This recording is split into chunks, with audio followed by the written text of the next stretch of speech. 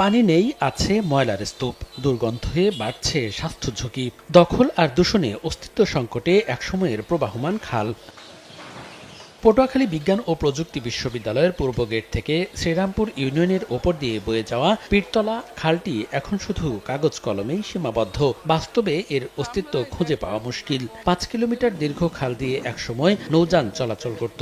বাজারে ব্যবসায়ীরা নৌকায় মালামাল আনা নেয়া করতেন। এছাড়া কৃষি জমিতে সেচ ও বর্ষা মৌসুমে পানি নিষ্কাশন হতো এই খাল দিয়েই।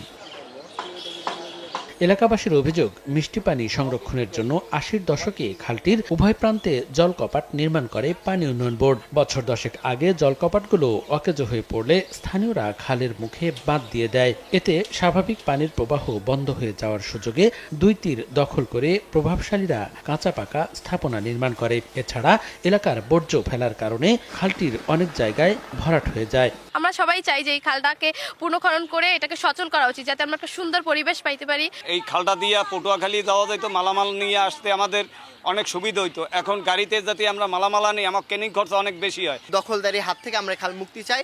আগের মতন পুনরায় আমাদের খাল থেকে জানি মানুষ চলাচল করতে পারে। ইতিমধ্যে খালটির দুই তীরে থাকা অবৈধ স্থাপনার তালিকা করেছে প্রশাসন। শিগগিরই উচ্ছেদ অভিযান চালানো সহ পুনর্খননের আশ্বাস উপজেলা নির্বাহী কর্মকর্তা ও পানি উন্নয়ন বোর্ডের। প্রকল্পটা এখনো প্রস্তাবনা পর্যায়ে, যেহেতু প্রকল্প অনুমোদিত হয় নাই, এটা অনুমোদিত হলে দেন আমরা খাল পুনর্খনন কাজ বাস্তবায়ন করতে পারবো। পীরতলা খালে যদি কোনো অবৈধ স্থাপনা থেকে থাকে, আমরা আমাদের ভূমি অফিসের সার্ভেয়ার এবং তহসিলদার সাহেব তালিকা করছে। এই তালিকাটি সম্পূর্ণ হলে আমরা ঊর্ধ্বতন কর্তৃপক্ষের সাথে আলাপ করব এবং পরবর্তীতে বিধিগত ব্যবস্থা গ্রহণ করব। খালটি দক্ষিণে লোহালিয়া নদী ও উত্তরে পায়রা নদীতে মিলেছে। সময় সংবাদ, পটুয়াখালী।